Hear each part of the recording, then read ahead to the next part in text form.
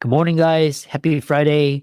I'm really excited about today's guest, Josh Carr from Utah, and he's a CEO of Echo. And he's going to talk to us about hydrogen based wellness, which his company is at the forefront. And this is something that is new to me, and I'm really happy to have him on and pick his brain and learn more. Josh, welcome. Oh, welcome, or thanks for having me. Glad to be here. Yeah. Briefly introduce yourself and talk about what you do with Echo. Certainly. Like you said, Josh Carr, I'm CEO of Echo Water, and I've been CEO since February of 2023 when we relaunched the company. And I have just been a serial entrepreneur. I've done all sorts of things through my career, and I didn't really enjoy the launch phase of the business, going from zero to success. And then I always say, once we bring in the HR department, it's probably time for me to go. But I like that moving fast, breaking things, solving problems, and figuring out puzzles. And that's what intrigues me about business. And so I try to spend as much of my time doing that as I can. And then Echo specifically, I got involved in Echo because I've got a genetic arthritis. And I've been having several years in a row some pretty severe flare ups and some issues. And a friend gave me an Echo water bottle, and it worked really well for me. And I'd never heard of it either. And I'm a natural skeptic. So I thought he was full of it because I'm like, water has hydrogen in it anyway. I took chemistry in high school and college, but out of, I don't know, curiosity or maybe politeness or something, I tried it and started drinking it. And it actually made a really significant difference for me. And arthritis is connected tightly to inflammation, and hydrogen is really great at reducing inflammation. And so then I started digging in and found out that this was pretty legit. There's a great study that came out in Nature in 2008 that was kind of like the first big study about it. And since then, there's been over 1,000 studies and tons of research. And so I couldn't believe I'd never heard about it, but it's really well researched and very credible. And so as I got more and more involved, eventually I ended up taking over the company and relaunching it. So that's a short catch up on where we are. And now we're 2 years and a couple months later. Yeah, that's a fantastic introduction. And so we'll segue into hydrogen water isn't mainstream yet. So what's the biggest misconception that people have about it, and why do you believe it's the next frontier in wellness? Yeah, it really isn't mainstream. And I tell all of our employees, I'm like, when my mom comes to me and says, "Have you heard of hydrogen water?" Then I'll feel like I've mission accomplished, right? Because it's probably 1 in 1,000 people who've even heard of it at this point. And the biggest misconceptions are things like my water already has hydrogen in it, and people are worried that hydrogen's flammable. So how could flammable hydrogen be good for you? Quickly forgetting that oxygen's also very flammable. That it's just things like that. And I think most of it is that just because it's new, you've never heard of it. And 2008 seems like forever ago, but also in the way medicine works and science and research works, that's brand new. That's cutting edge. And it isn't unusual that you wouldn't have heard of it. But I think those are the big hangups people have. Huh, interesting. What's the difference between hydrogen water and alkaline water? That's a really great question, actually, because there was a big alkaline water trend maybe 20 years ago. And people would, alkaline water was the gateway that led researchers to hydrogen. People would come in and they would say how they'd had these health benefits from alkaline water. And when the scientists would isolate for the alkalinity of the water, which is like how you would do a trial, you would isolate what could be causing it. So they'd get water that was alkaline and nothing else, and there would be no health benefits. Little minor things, maybe like reducing stomach acid or whatever, but the alkalinity of the water doesn't make it past your stomach. And so they couldn't figure it out, but people kept saying it. And it turns out that an unintended consequence of using electrolysis to produce alkaline water was that it would generate a small amount of hydrogen gas. And when they isolated for the hydrogen, that's when they found all of these health benefits, and that started flowing in. And so the trend has really moved from alkaline water is the old school, and hydrogen is the new school. And in fact, the biggest benefit you can get is by making it as pure as possible. We don't do any pH change in the water. It's not acidic or alkaline. It's neutral pH and then has extra hydrogen in it. So we try to keep the water as pure as we can and just introduce the hydrogen. And if someone's hearing about hydrogen water for the first time, what's the simplest way you can explain why it's beneficial? Yeah, your body has hydrogen demand, right? It normally would create hydrogen in the gut through fermentation and through other means. And it seems that as you age, your ability to create that hydrogen diminishes. We think in large part because of gut health, things we've done to our microbiome, antibiotics, other things we've taken in, the environment. As you get older, your gut just doesn't work as well as it once did. So your ability to create and absorb that hydrogen diminishes at the same time that your demand for it from the body is increasing. Yeah, interesting. The other question for the audience and viewers, listeners, is if somebody wanted to test it out, where can they go to try out hydrogen water? Obviously, Echo, but where can this product be found? Yeah, so our product we're just starting to now get into retail. We're in some Shields locations. We're in a lot of smaller retailers, or a lot of natural medicine type doctors are carrying it and offering it. The easiest way to get it is just from our website, echowater.com. If you're curious, we have both. This is the product we just launched this year, is the Echo Flask, and it's a smart hydrogen water bottle. That sells for $300, $299. So that's a little bit of a trick for some people. To your first foray into hydrogen is $300. So we also offer a supplement that you can try and have a hydrogen experience with that. And it's $60 to try that supplement. And it uses a chemical reaction to generate the hydrogen instead of using electrolysis. So that's probably the easiest way for people to try it for the first time. Interesting. The other question I have for you is because you've differentiated Echo because you talk about a noisy wellness market and you talk about the supplement and wellness industry. How do you stay true to building what people actually need as opposed to chasing trends? Oh, that's a great question. So we're not a trend yet, right? I think we would like to be. We'd like people chasing us. But we've had lots of conversations about this. And it's those kind of things where, are we a wellness company? Are we a water company? Or are we a hydrogen company?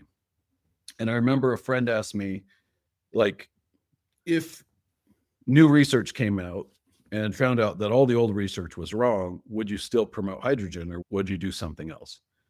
And I was like, oh, if this wasn't backed by the science, I'd go do something else. It's worked for me and the science is there. But if we found out we were wrong, I wouldn't keep doing this. I'd switch. I believe in hydrogen. So we made the decision that we were a hydrogen company. And like our purpose would be to get hydrogen water, or more specifically, hydrogen gas, to as many people as possible. And so that's helped us really stay focused when we have opportunities come that to chase this or to chase that. It becomes easier to say no to really great opportunities that don't fit because we have narrowed in on that focus. And along those lines, what sort of regulatory or bureaucratic challenges has Echo faced in this going into this new area? That's a good question. There's not a ton of regulation. Because it's a wellness product, we deal with the normal things like shipments. There's batteries in the bottle. Tariffs have been a challenge. It's been great for us because we spent a tremendous amount of energy and money all through last year. I just had a hunch Trump would win and that it would go this direction. I just felt like that momentum shift was coming. And we moved production from China to the Philippines and set up our own factory there to launch this new bottle. And so I think all of our competitors, people that are like trying to copy us, we used to sell this bottle. Most people have probably seen this one in the market. And there's a lot of companies that have copied this bottle. And there's a lot of Chinese knockoffs of that bottle. It's a great bottle. I still have it on my desk. I still use it. But the tariffs coming out of China, it made me a little bit happy because I'm like, all those people who copied us and tried to knock us off now are paying a penalty for it. So that's fantastic for me. Other regulatory things, we really don't have much. As we expand into other markets, that's when we're running into it more and more. Japan is easier because they've been a believer in hydrogen water for a long time. And they even have some natural springs around Mount Fuji that produce extra hydrogen in the water, and they go and soak in those for the healing. So they're big believers. But the European market and some others, there's a lot more regulation going into those. That's slow. It's been a bit of a challenge. Yeah, and I'm gonna ask you about the tariffs in a little bit, but what I gleaned from your comments is that you have very foresight. And what's interesting is you had a bestseller over 20 million worth of single product last year, and you pulled it. And because you said you wanted to build Echo as a hydrogen company, and this has gone in the face of big pharma, and you've also done a re-engineered supply chain, dodged the tariff crisis, and exposed the noise in the industry altogether. So, what is your take for leaders that are listening and doing this? What is that? What? Why did you see that? What did you see in the hydrogen health space that made you want to bet your company on it? This is the product that we killed, right? We sold, that was our number one seller by far, and it's been very popular. And we had a lot of brand equity with that. If you go searching for Echo, you'll see influencers and YouTubers and all sorts of people with that bottle. And so it was pretty scary. It was definitely like a burn the ships moment. And I remember telling everyone as we were getting ready to launch the flask, which is our new product, and we are going to kill off this one.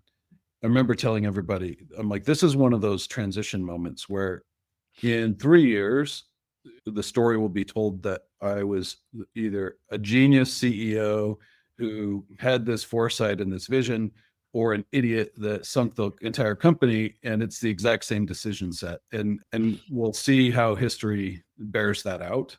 But I think um, it was the scary thing to do. It was the hard thing to do, but it was also the right thing to do. The and we framed that from what's going to be best for our customers. And so in the end, when we were true to that decision, we're like, the new bottle is a smart bottle. It syncs with your apps. It creates more hydrogen. It's a bigger bottle. It's better technology in every way. And so it was the right thing to do for our customers to just focus on that. And but it was definitely very scary. Yeah. It's a big shift. It'd be like Apple no longer selling the iPhone, right? It was a big deal. So I don't know if that answers the question in its entirety, but I think as an entrepreneur, you just have to take some chances. And you don't want to take stupid, uncalculated chances. I think we knew that moving to the Philippines would be a good decision, even if tariffs didn't go the way they went. Controlling our own supply chain was going to be a core competency for us, no matter what happened. And so it was still the right decision, even if trends didn't go the way we wanted them to. But we just got lucky and they did. So how's that?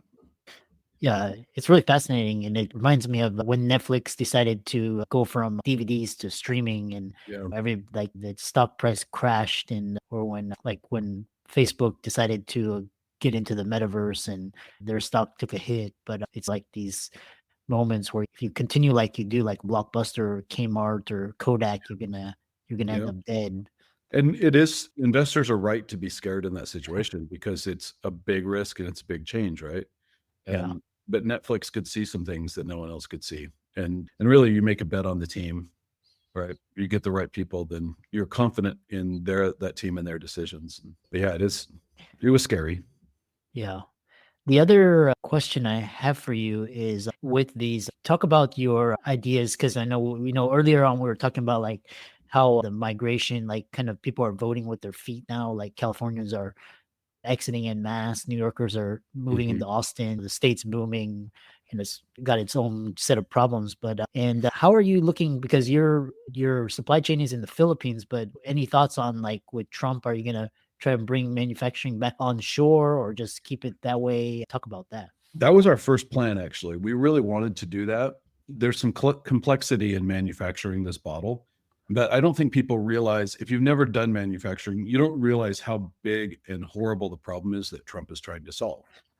So there's literally no one in the States making the circuit boards. There's nobody making the batteries. There's nobody. We're doing an injection blow mold process that's a little bit complicated, and there was no vendors that we could find that were doing that.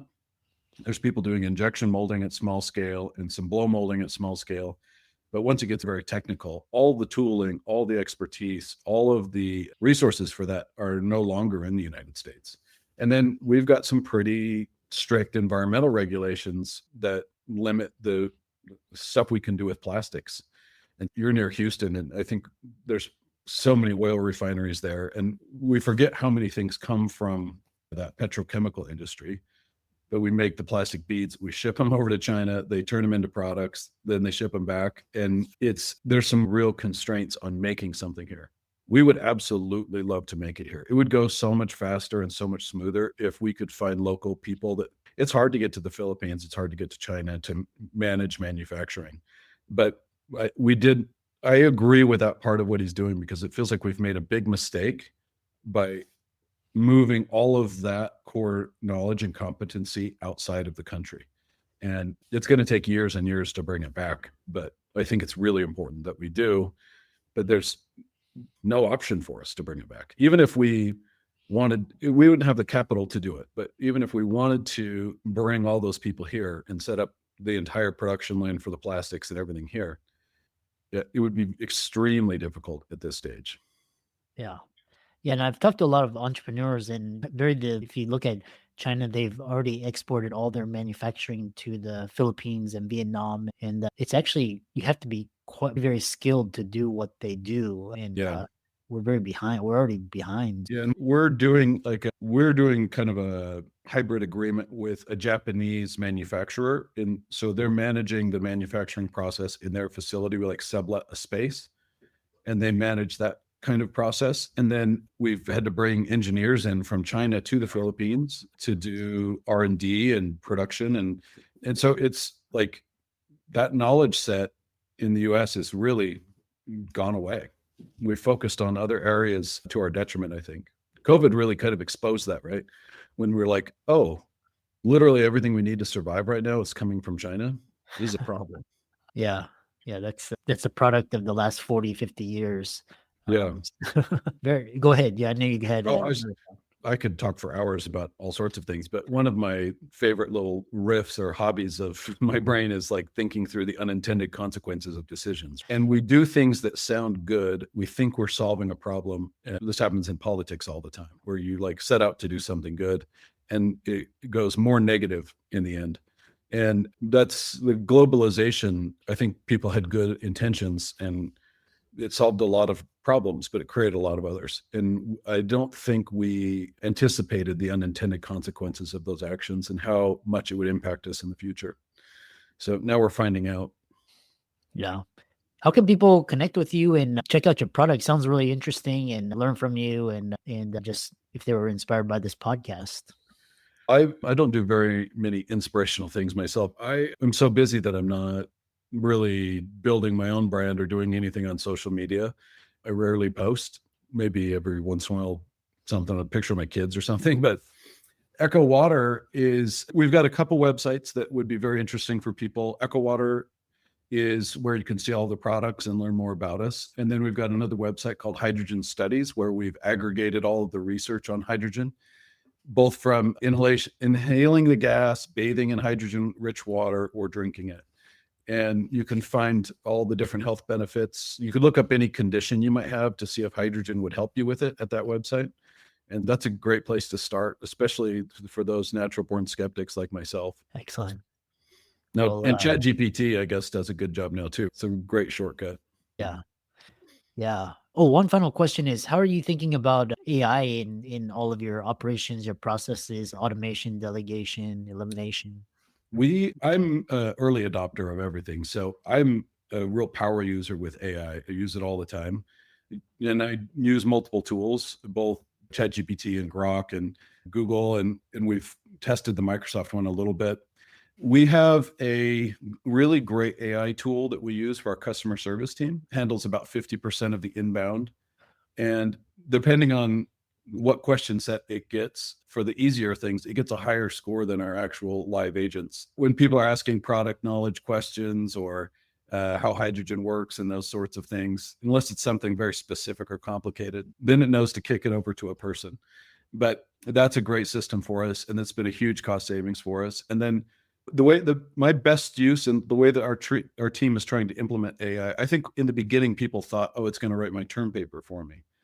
And I think you'll get the most out of it if you use it like you used to use Google. So any questions you have, it's not going to give you the result. It's not as good at connecting as the human brain is, and it's not good at metaphor and being creative. But when it comes to researching the answers to your questions, on Google, you're going to find people selling things and have to read between the lines. And on the AI models, you can query it the same way you queried Google, but get really great results really quickly. And I think that's where you'll find the most success. And it's also helping, like one of the things would be, I didn't do this, but I probably should have done this. How should I prepare for this podcast? I could put in your information. It would give me the way you talk about normal questions you would ask, things you would be curious about or that your audience would be curious about. And so that's stuff I could find out by watching 20 or 30 episodes and by digesting a whole bunch of information, but it just does that very quickly. And I think that's how you get the most bang for the buck out of those tools. So we're trying to get everyone in our organization to do it, but I think most people want to, just because it's such a huge time saver for them. Yeah, excellent. Thanks so much for coming on and a really enlightening conversation. I really enjoyed it. Oh, thank you. Thanks for having me. It's fun.